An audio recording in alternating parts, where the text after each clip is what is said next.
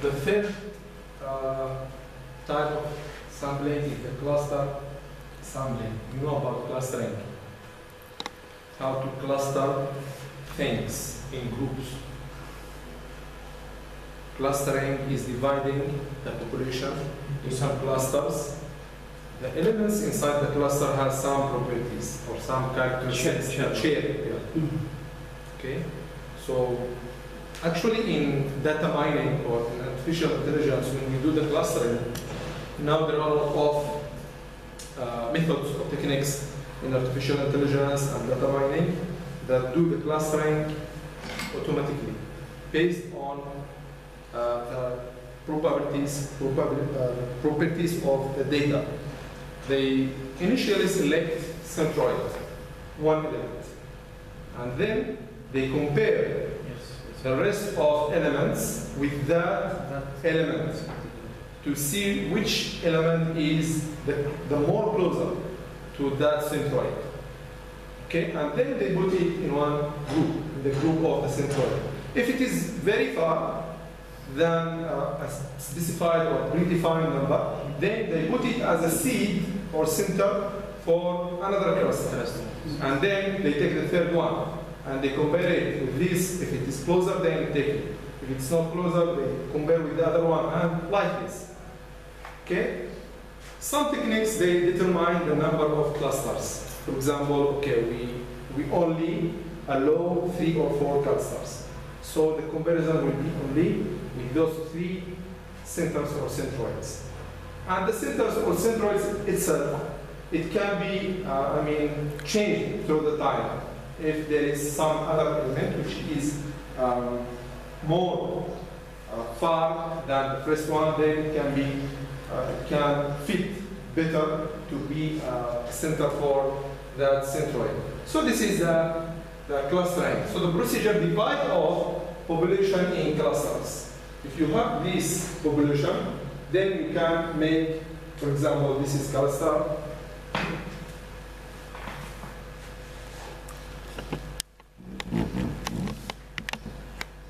This one is one cluster. This one is one cluster. For example, this cluster, this cluster. So we have 1, 2, 3, 4. And this one, in the middle is a cluster. So we divide it. Random selection of clusters. So these clusters are randomly selected, include all elements from selected clusters. So every cluster will be sampled. This is a way of sampling. So we just include all elements from selected clusters as sample for our research.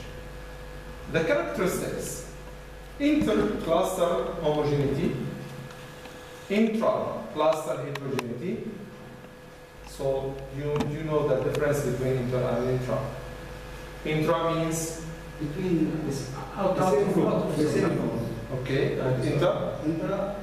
Inside between the different groups. Yes, inter is not inside, inter is outside the sample of the cluster. Intra is inside. Yes. Easy and cost efficient because you can do it easily. There is no difficulties or difficult mathematical modeling to do the clustering, and cost efficient. Low correspondence with reality, but it cannot describe the reality very well. Okay? Why? Because clustering depends on some mathematical theories, like the one we just explained now, to choose one seed and then compare the other elements with that seed, and like this. So this way cannot describe the reality, because the reality is not like numbers. Reality is something different. Okay? So this way of sampling maybe not has a low correspondence with theory. So it's not corresponding very well with the reality.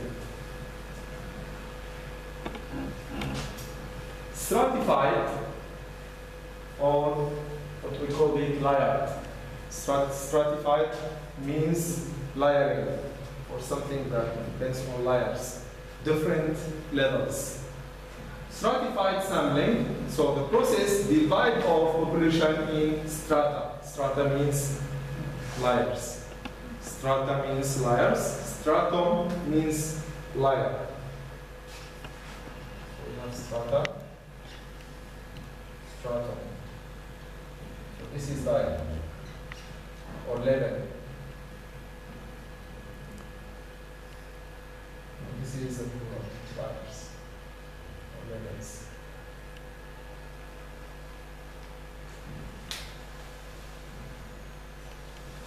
Okay, so we divide the population on some levels or layers. Actually, this one can happen in management. For example, if you have top management, middle management, low management, supervisors, workers, so we have different layers, different levels of hierarchy. Include all strata, so you have to include all layers in the sampling. You have to take samples from each layer. Random selection of elements from strata. Inside each strata or each layer, your selection should be randomly. So you should have proportionate or disproportionate. So you can determine. Proportionate means proportion. You know what's the meaning of proportion? Tanasub. How do you call it tanasub? There is a balance. This proportionate mean is the different. Okay? Means there is no balancing. Or it's not balancing. Yes, there is no relativeness inside the layer itself. So, تجانس ما فيش تجانس، هنا في تجانس هنا ما فيش تجانس أو تناسب بين the elements themselves. Characteristics of this stratified sampling: inter-strata heterogeneity. Inter, we said, between the layers. Between the layers, it is heterogeneous. Heterogeneity, there is a differences. But intrastratum, inside the layer itself, there is homogeneity. Means, for example, if the layer of workers, the workers, they are homogeneous group. Supervisors, homogeneous group. Top management, homogeneous group, or homogeneous layer, or homogeneous stratum. But between them, they are different. So this is what we mean by interstrata heterogeneity and intra-stratum homogeneity. So intra means inside the group itself, and inter is between different groups. Includes all relevant subpopulations. If you have subpopulations, you have to include all these subpopulations. That this proportionate stratified sampling, which is the one that shouldn't or the one that doesn't have relativeness inside or among its elements, number of subjects, this is subject. Okay. Number of subjects in total sample is allocated among the strata disproportional to the relative number of elements in each stratum in the population. Can you read it again and understand it?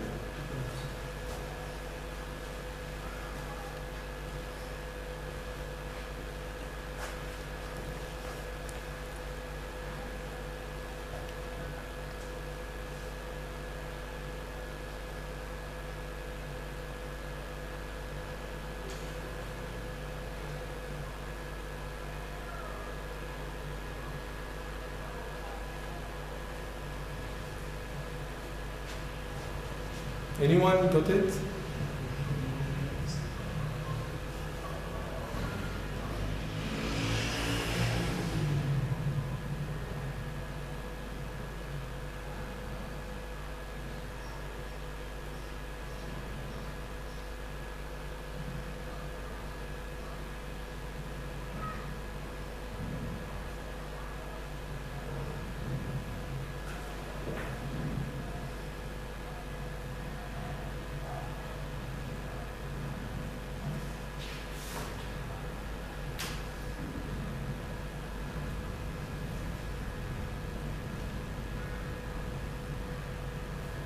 Do you get it, Alan? Not yet.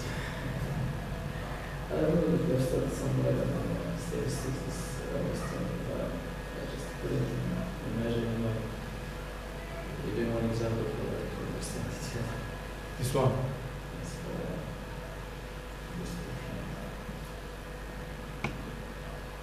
The number of subjects. Subjects, we mean the elements inside the sample. In total sample is allocated among the strata, this proportional to the relative number. So it's not relative, means it's not relative or doesn't have any relation with the relative number of elements in each stratum in the population.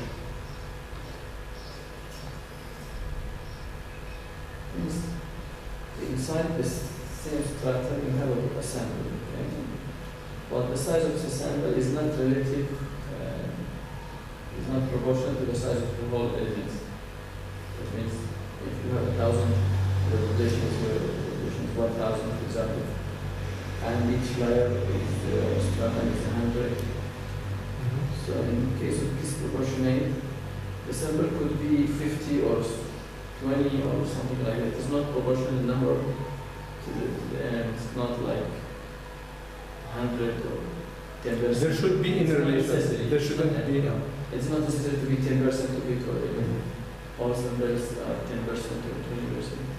So each sample could be of different size. Okay, but if it is proportionate, like this one, it could be. It has a same fixed relative. There should be a relation. To the elements. There should be a relation. Yes, that means it will be always 10% of the stratum, 20% of the stratum.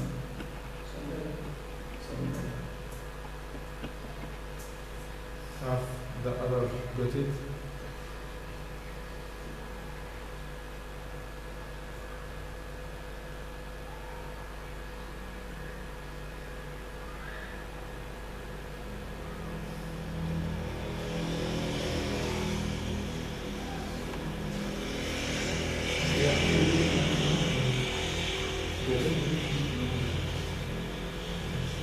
For example, in this slide, this is an example in this slide. We just need them to understand it before they get the exam. If they can imagine it. Can you imagine it?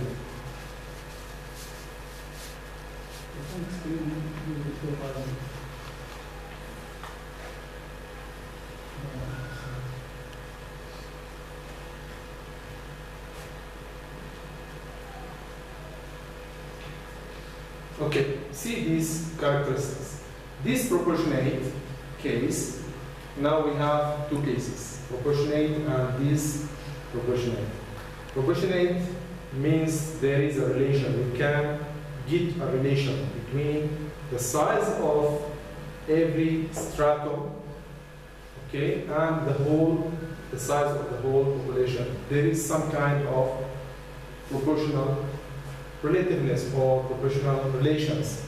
But if we are using this proportionate, it is not necessary. It could be, but it's not necessary.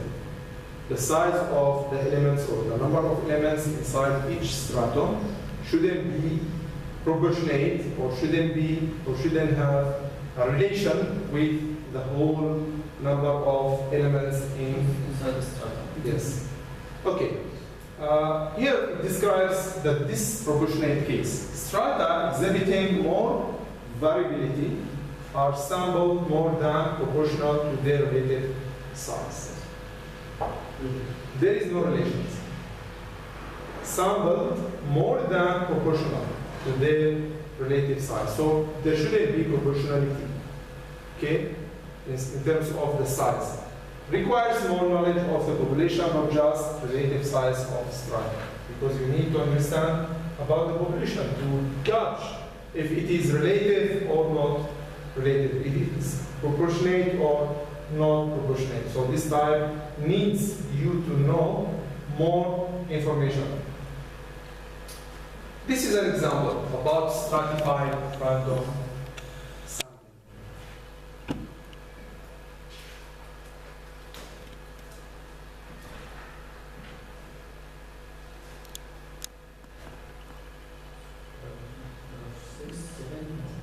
Now you can understand.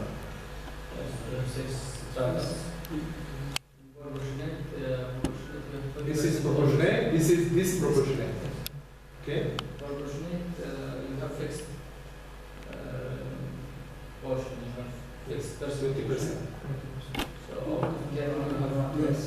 2. Out of 10, you have 2. Out of 50, you have 2 and 2 and 2. Yes. 6. 26. Out of 50, 10, 20% of yes, 50. 20%. Out of 100, 20. Out of 500, 100. Out of 20, 4. So it's fixed. There is a relation. You can find a relation. You can build a relation between them. But when you use the disproportionate, you can see that the numbers shouldn't be, shouldn't have relation. Okay? The size of the stratum and the number of things and the size. It's 70% in the first stratum, it's around 50% in the second stratum, like 40% in third. So it's not fixed. It's not 20%. Fixed percentage is not fixed. You understand? The total is the same number. The total is the same. But how they define it is different. Random, in this way, random dividing. It doesn't have a relation.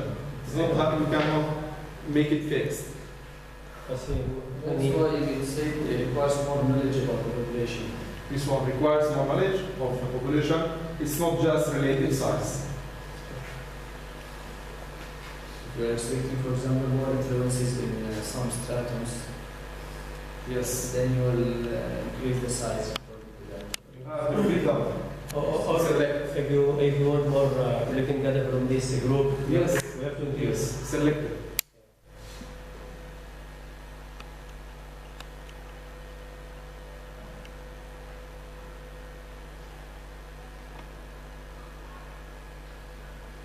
Okay. That's clear. Clear now? Understand now?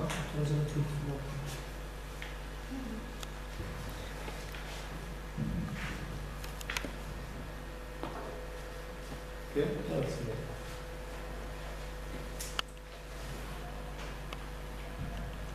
This is just an example about some, we have many strata. The first stratum is top management, middle management, lower management, supervisors, clerks, and secretaries. And there are the number of elements inside each group or each strata. So if we are choosing the number of subjects based on proportionate way, we have to make a fixed portion. It is fixed portion. So just take 20%, for example. So from the top management 10, 20% is 2. From the 30, 76. And so on. But here, it's not fixed like this, disproportionate. There is no relativeness. There is no relation. Okay? But by the end, the total is the same. The number of subjects in this sample using disproportionate 142 and using proportionate